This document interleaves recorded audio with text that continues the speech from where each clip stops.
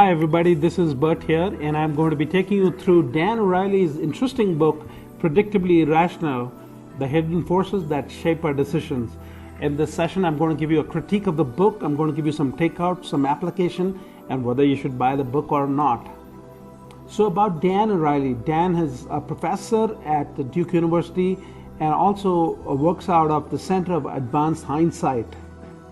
He has spoken at BBC, at ABC, really exciting and a widely popular TED Talk that he did. He has written for the Journal of Consumer Research, Behavioral Decision Making, and the Psychological Science magazine as well. Based on his studies, he has written two other books. One is The Upside of Irrationality, or The Unexpected Benefits of Defying Logic at Work and at Home. The other book is The Honest Truth About Dishonesty. So what's the key focus behind this book? The key focus is that people behave in a predictably irrational way, and what could we do about our own weird decision making? So a quote from the book: we are not only irrational but predictably irrational, and our irrationality happens the same way again and again. What this really implies is that if we could find our patterns, we could make better decisions. As a young man, Dan suffered an accident and had 70% burns all over his body. But he noticed that the nurses, though they felt bad for him, would rip off his bandages, causing even more pain. Why did the nurses do that? He wondered. Are people rational? Think again. Economics makes a fatal assumption that people are rational. However, the study of behavioral economics says, what is it that we actually do, and therefore we can predict better? So how do we decide? There are three factors in decision making. One is the context in which decisions are made, how we make comparisons, and relative to what, and really applies to everything, including our work, our relationships, and our money. Take, for example, price, the price of objects. We think it is carved in granite and not connected to supply and demand. But here's the thing, we are initially okay to pay is arbitrary.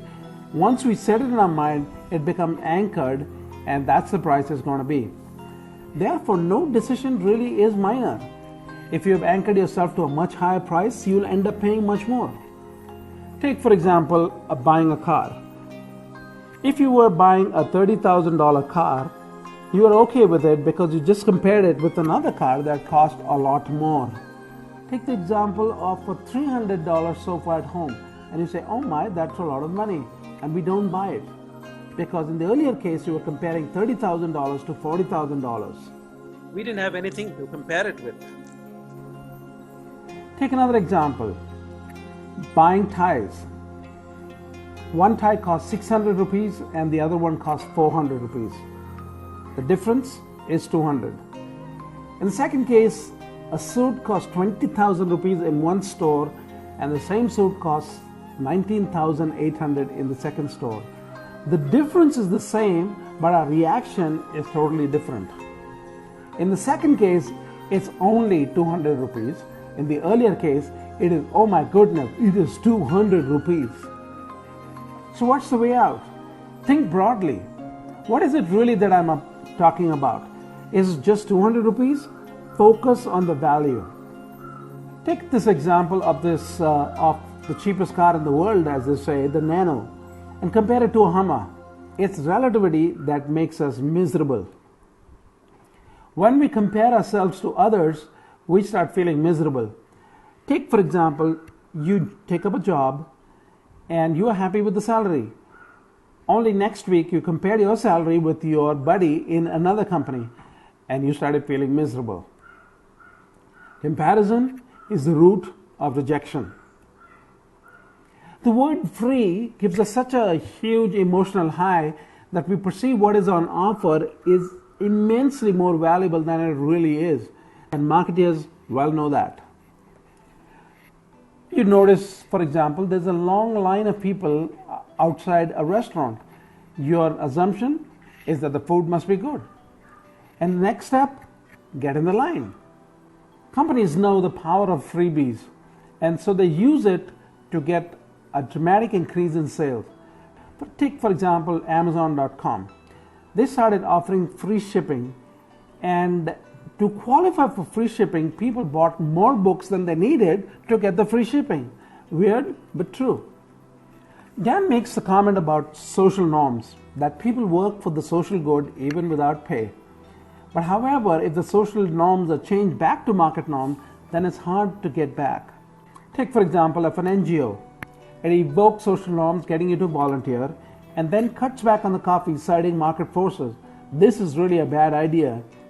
Or take the example of a company that runs employee engagement programs and to build trust. That's the social norms. And then fires people saying, market forces, what can we do?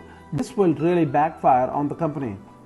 He did an experiment at Duke University about basketball game tickets that were won through lottery. And he noticed that people who didn't win, that group of people were willing to pay up to $150 so that they could enjoy the game.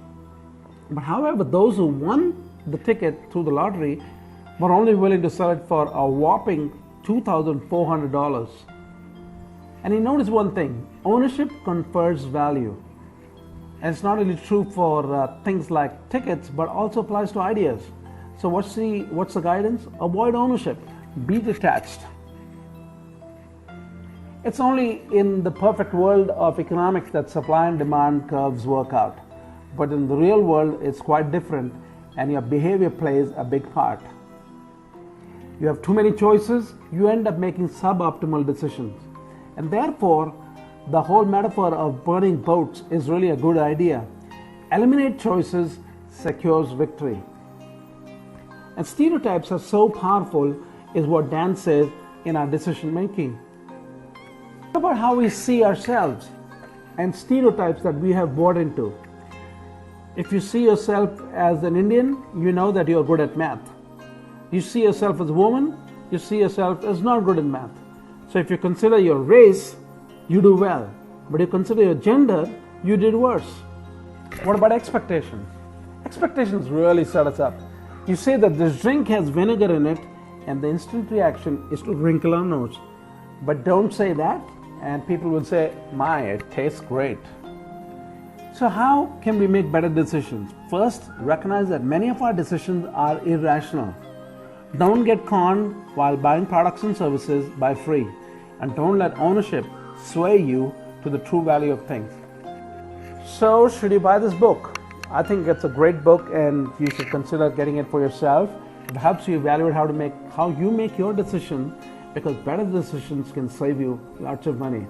Hey, this has been good talking to you. Have a great day, and look forward to talking to you again in our next edition.